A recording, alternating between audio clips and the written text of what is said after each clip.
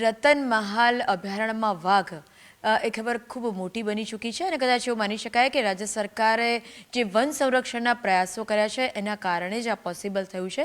જોકે આ મુદ્દે સમગ્ર વાતચીત કરવા માટે મારી સાથે ઉપસ્થિત છે રાજ્યના વન અને પર્યાવરણ મંત્રી પ્રવીણભાઈ માળી.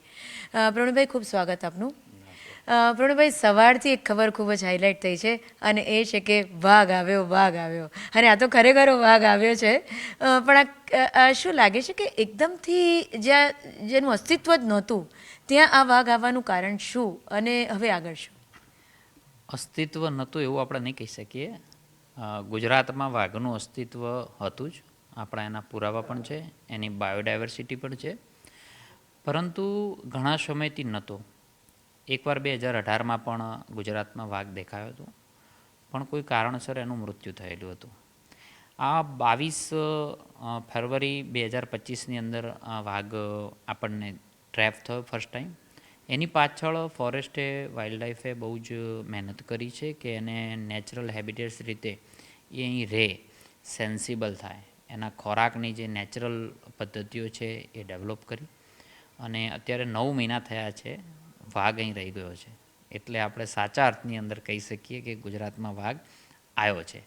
એના કરતાં પણ એક મોટી ઘટના બની છે કે ગુજરાત એક માત્ર એવું રાજ્ય બન્યું છે આખા ભારતમાં કે જ્યાં 3 પ્રકારના મોટા શિકારી એટલે કે સિંહ, દીપડો અને વાઘ, આ ત્રણે એક જ રાજ્યમાં હોય એ ભારતનું પ્રથમ રાજ્ય બન્યું છે. એટલે આપણા માટે આનંદની વાત છે.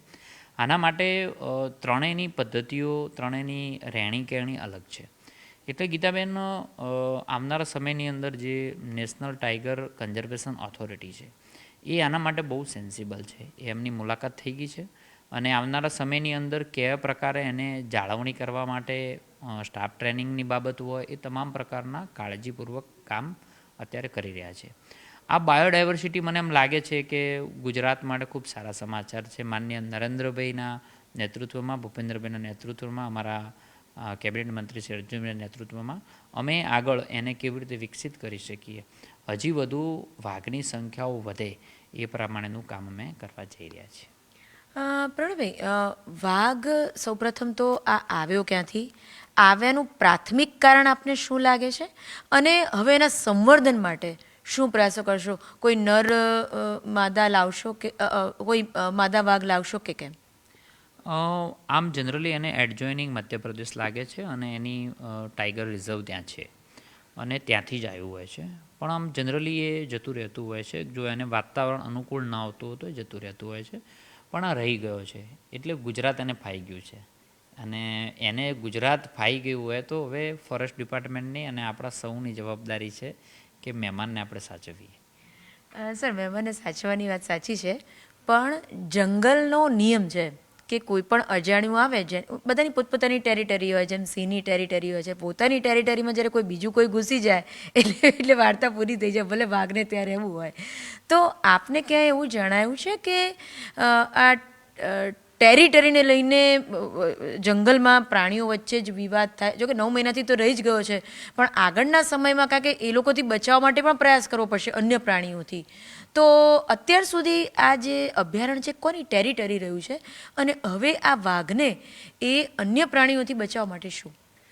મને એમ લાગે છે કે ત્રણેય જે મોટા શિકારી છે એટલે વાઘ, દીપડો અને સિંહ, આ ત્રણેય એકબીજાથી ખૂબ દૂર છે. એટલે એવો કોઈ ઘર્ષણ થવાનો ચાન્સ નથી. એની બાકી નેચરલ જે બાયોડાયવર્સિટી છે જાળવવાની, અને ચિત્તલ છે અને હરણ છે, આ બધા એના શિકારના મુખ્ય કારણ હોય છે. તો એનું સંવર્ધન ત્યાં વધુમાં વધુ થાય એ પ્રકારેનું કામ ફોરેસ્ટ ડિપાર્ટમેન્ટ જોઈ રહ્યું છે. પણ એના સંરક્ષણ માટે શું, એટલે કે જેમ કે વન વિભાગના જે અધિકારીઓ છે એની સતત વોચ છે કે વાઘ ક્યાંથી કયા એરિયામાં જઈ રહ્યો છે, શું છે? હા, બિલકુલ એકદમ બેન ટ્રેક થઈ રહ્યું છે. એના પંજાથી લઈ એ ક્યાં જઈ રહ્યું છે, ક્યાં ફરે છે, એની એકદમ સારી રીતે વાઇલ્ડ લાઈફ એક્ટ જે બનેલો છે એને ધ્યાને રાખી અને ખૂબ સારી રીતે એની, મતલબ આપણો મહેમાન છે ને એ રીતે અમે એને સાચવીએ છીએ. અમારી સાથે વાત કરવા માટે આભાર. તો આ હતા પ્રવીણ માળી કે જેમનું કહેવું છે કે વાઘ અત્યારે ગુજરાતનો મહેમાન બન્યો છે અને મહેમાનની પૂરી મહેમાનગતિ કરવામાં આવશે. કેમેરા પર્સન હિતેશ પ્રજાપતિ સાથે ગીતા મહેતા, ન્યૂઝ 18 ગુજરાતી, ગાંધીનગર.